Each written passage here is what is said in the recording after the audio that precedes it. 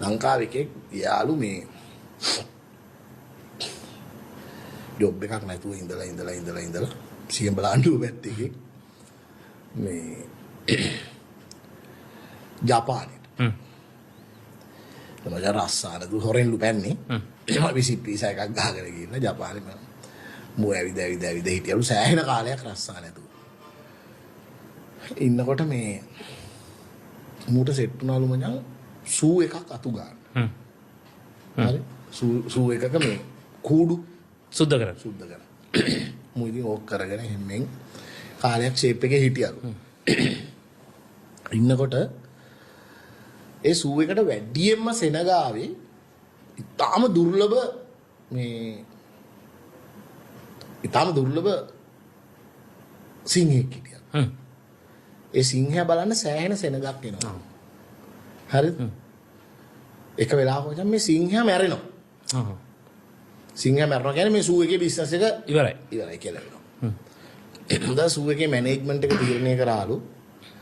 දැන් මොකද කරන්නේ? එනකොට ඒකේ ඩිරෙක්ටර් කෙනෙක් කෝල් දැන් වෙන කරන්න දෙයක් නැහැ මේ මරනවා කියන ආරංචිය එළියට කියන්නේ නැතුව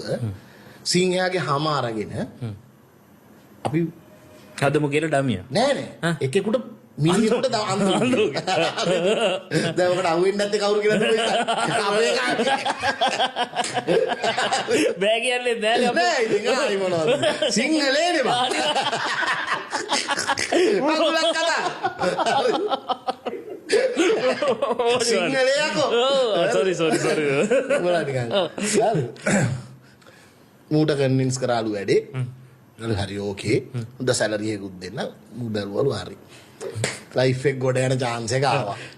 ගොඩනේ මචං ඉතින් මේක තමයි වෙලා පඩියක්ලු දැන් මූට තියෙන ඉතින් අර හැම පොරවගෙන සිංහයා වගේ කවුඩු ඇතුලේ නිදා ගන්න මූ මචං වැඩේ ඇක්ට් එක දෙනවලු සුපිරියට කිසි එකෙක් දන්නේ නැලු සිංහයා මලා කියලා මාස දෙකක් තුනක් කොහොම රස්සාව කර හිටියලු මචං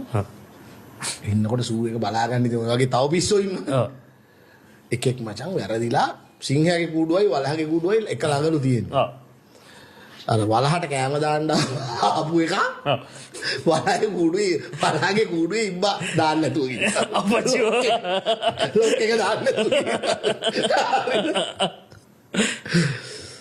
දැන් වලහ එනවලු කූඩුවට මුගේ කූඩුවට මූ හිතාගත්තලු හරි